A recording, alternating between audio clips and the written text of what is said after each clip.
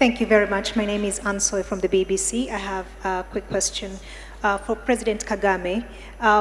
As chair of the Commonwealth, I wonder what your priority will be, especially in terms of upholding the values of democracy and human rights, given that there's been a lot of scrutiny on your country and the record of your government, and critics have been pointing out the number of opposition leaders and journalists who are in prison. I wonder what your leadership of this organization is going to look like in the face of that. And tied to that is also the criticisms that have been directed at your government as well over the migrants deal. They have raised questions of human rights, but also questioning whether your government, by entering this deal, allows the British government to abdicate its responsibility towards refugees. I think checking of facts is a serious problem with the very institutions we should have relied on to inform the public, the general public, the world, about some of these facts. Or whether the facts themselves or the interpretation of some of the things that actually happen. Now, let me start with the issue of values. Who defines the values? Or who doesn't actually have values?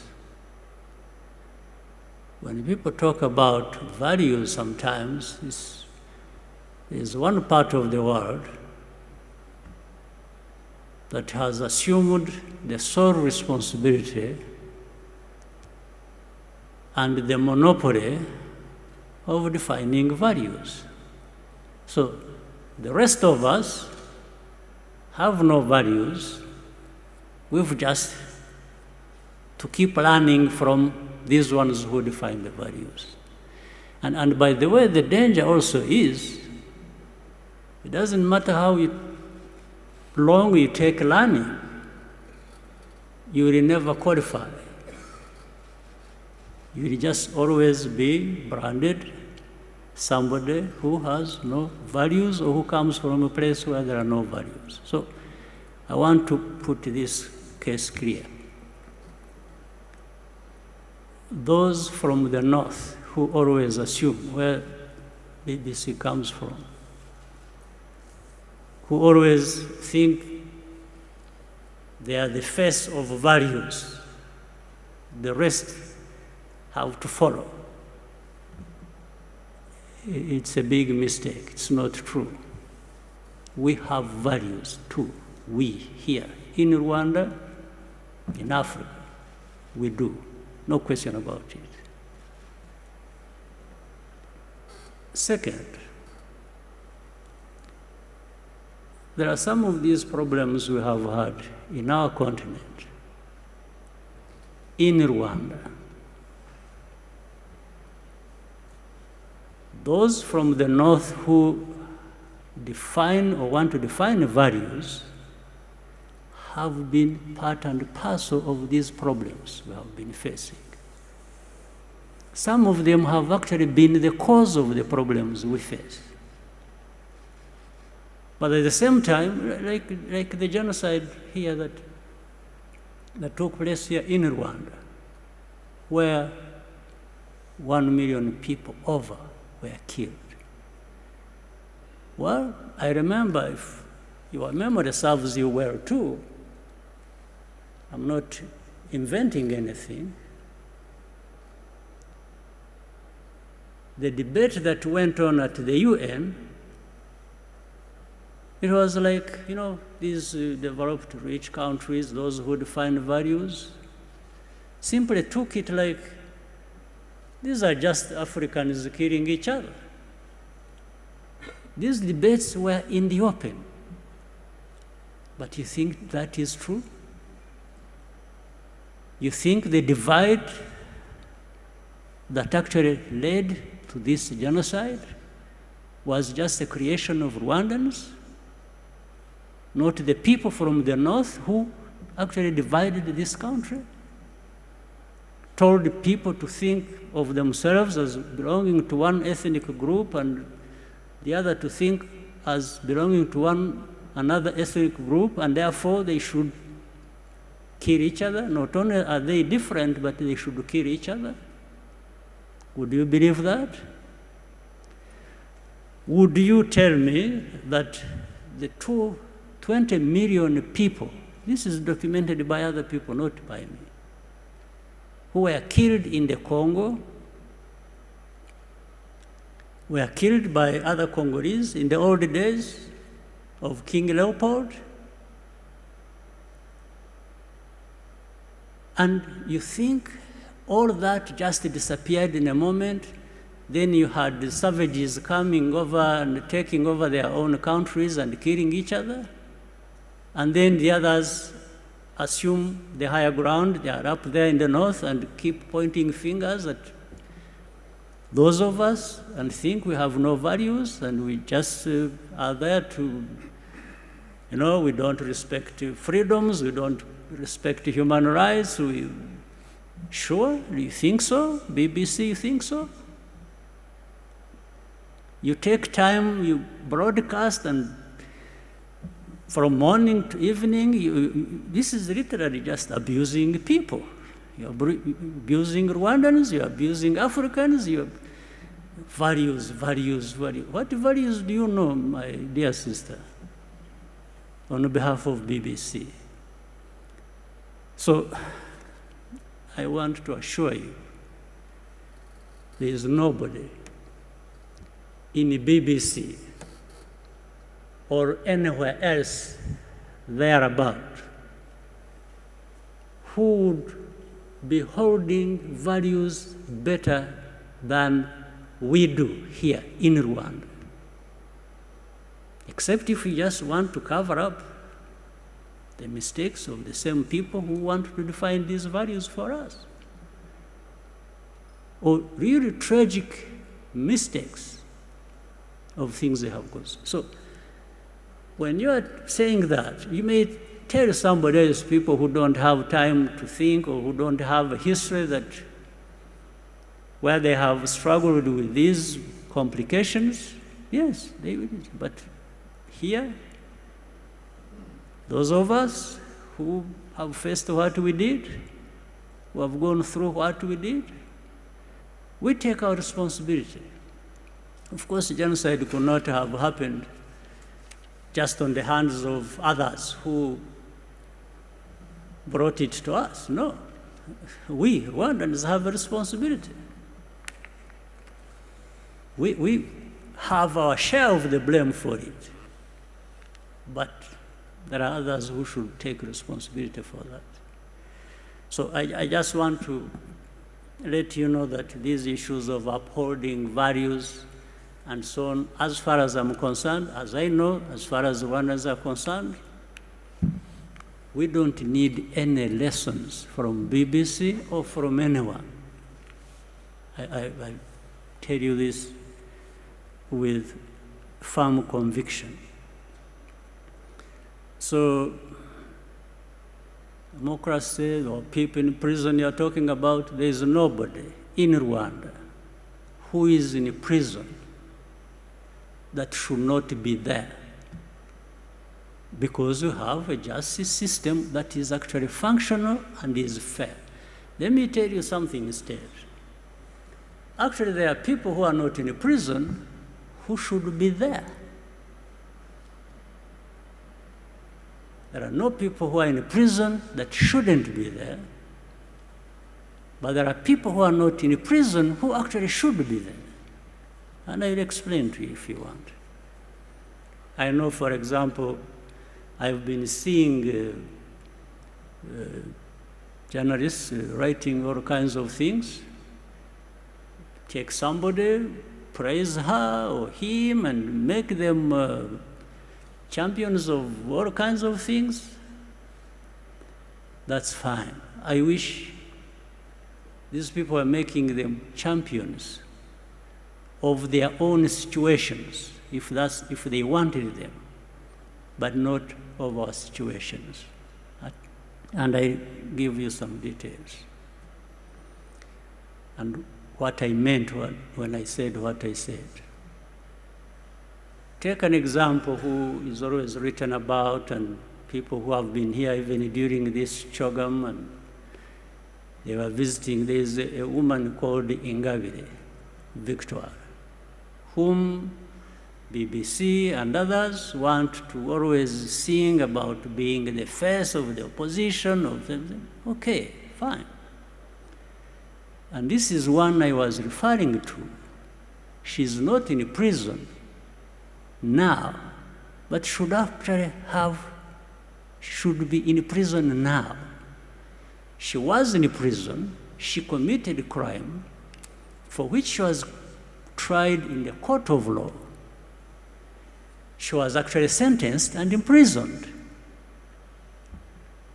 The government, the president, under the prerogative of the masses, president has that powers. Actually, this woman was released from prison before she served her full sentence. And it wasn't because she was not guilty or whatever. I'll tell you something else which shows double standards, which lead to these things you were asking.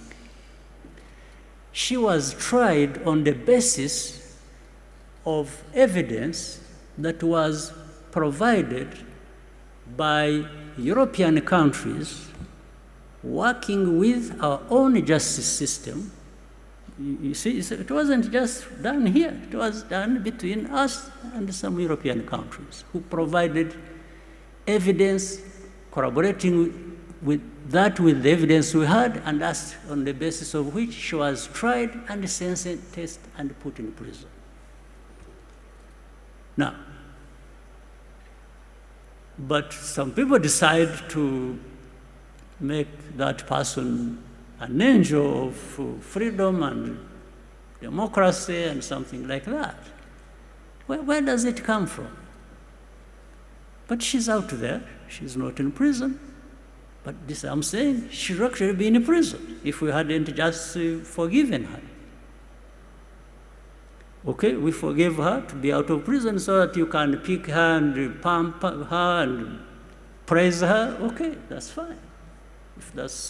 If that serves, but I wish it was serving something good for the country. That's okay. Then you have another person whom the very people I was referring to picked, praised, made her a celebrity, him a celebrity, made a hero of, made him a savior of, but I don't know even what he saved.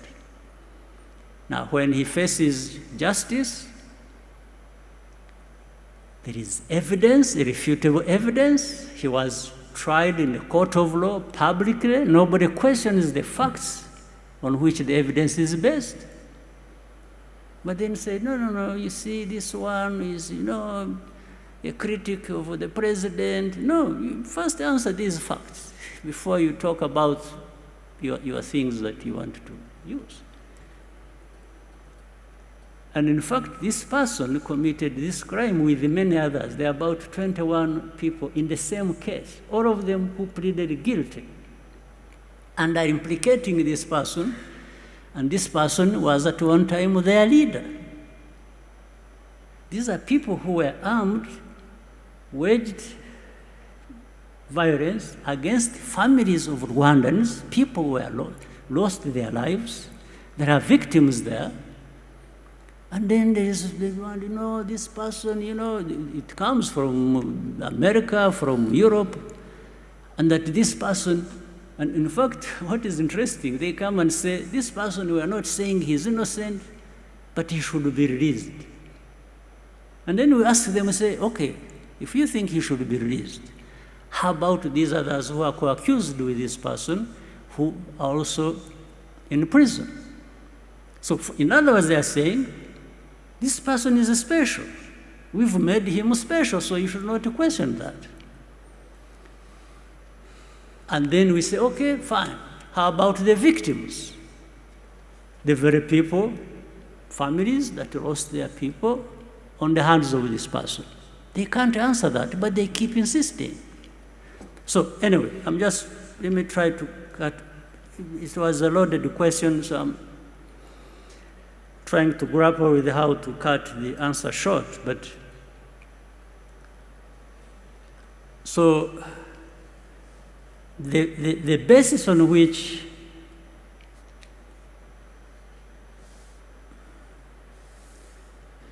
these judgments are made is not necessarily right. It's not correct.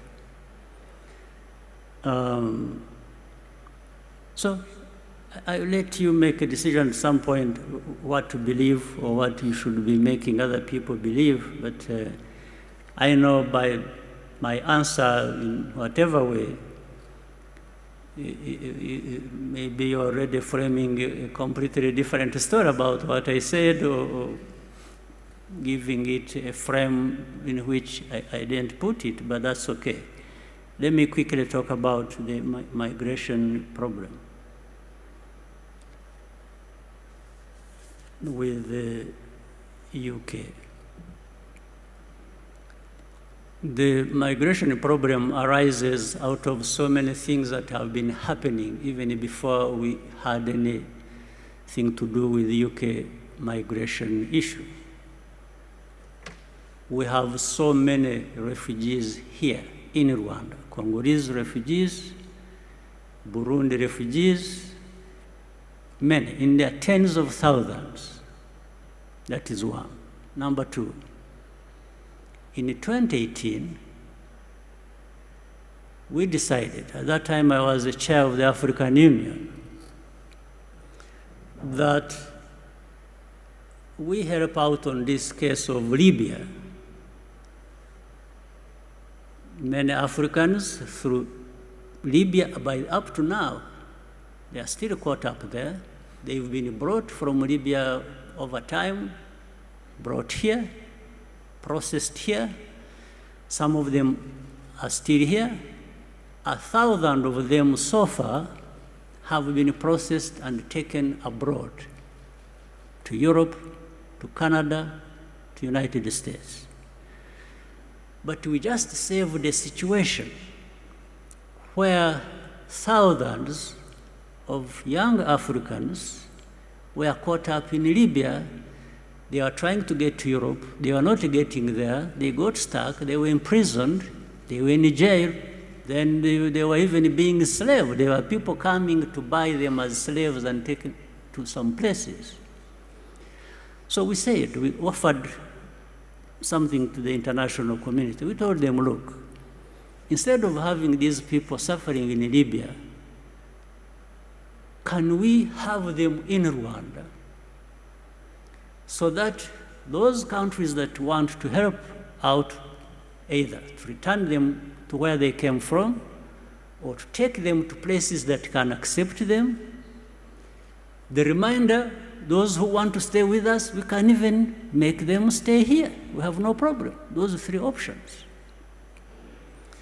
And that's how the UNHCR got involved, other international institutions got involved, and the process has been going on since 2018. Now, on this one, because I have seen with this UK partnership, people tried to imply that there is money involved. It's like we are just being paid to have these people. You may find out for yourself, investigate, if anybody gave us money about the Libyan case. There was no money. In fact, what happened was the international community helped transport them, bring them here. We provided a place, and they also started supporting these people. And that's how it has been going. In fact, we had that situation. We had another case where we Israel, I remember, was throwing out some migrants also who had gone there from Eritrea, Ethiopia, Sudan. We also helped on that. That is way before this case of... so what is happening today is no different from what was happening then. Now, and this question of money involved that people are talking about, largely it is money to look after these people who are being brought here because they are not accepted in the other side, on the other side. Now, so if we have a situation like this, first of all, it also builds on our position in terms of how we see the migration issue. While there might be a right of a person to flee and seek refuge in some place, it's not going to be anybody. Because in this one, there are two types of criminals, if I may say. There are actually people who have been finding their way to whichever place that don't even deserve to be accepted by those places. It's not automatic. That when you say, I want to go to UK, I want to go to France, I want to go to Belgium, I want to go to Spain, that you must always be accepted. No, it depends on why you are going to that place. Are you somebody running away from persecution or from serious problems? Yeah, but there is a case here. People should be able to listen to that. But at the same time, it's up to that country to decide what they do in that case. There is nothing automatic about it. But in fact, some of the cases involve criminality. People simply either escape justice for committing different types of crime, and when they are going to whichever place, there is no automaticity about accepting them under migration laws. I think this must be accepted as a fact. Two, there is a criminality that involves slave trade. It's like they are trading them. These people who, there is a network of criminals that actually do business with this. That is known. The criminal networks are known in Africa or in Europe. So if countries are trying to say, no, we have to have orderly migration, what's wrong with that?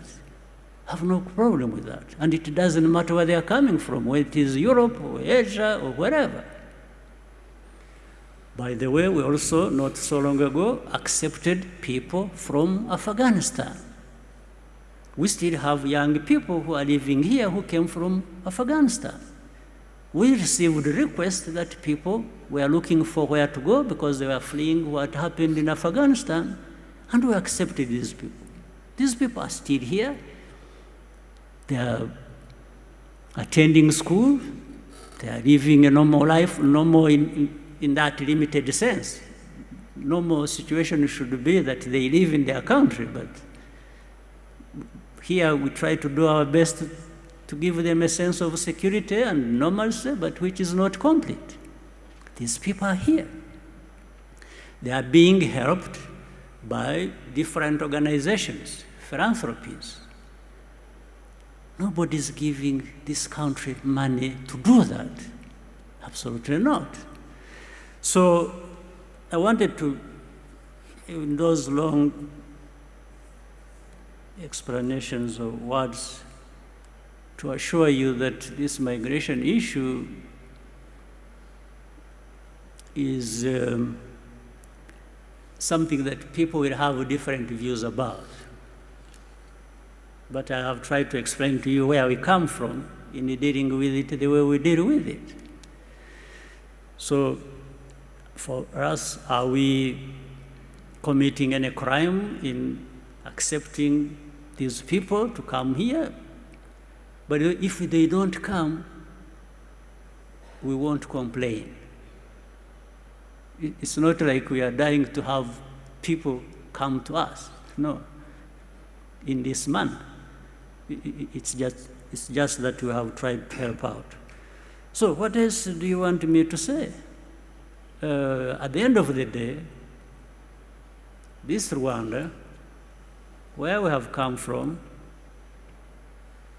maybe we know, maybe you know, or you will know. We are happy with the progress we are making. We want more progress. We are members of the Commonwealth. Today, we are the chair, and we will try to work with other members of the Commonwealth and make the best use of this opportunity for the benefit of everyone.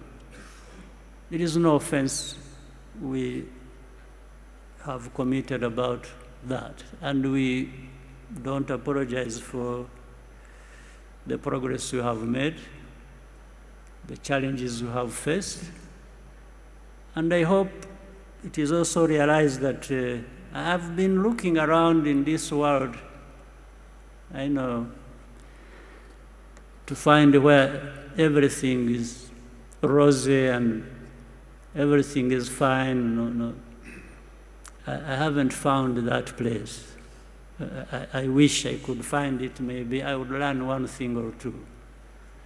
So, sorry to consume all the time on this, but it was because of the weight of the question. So,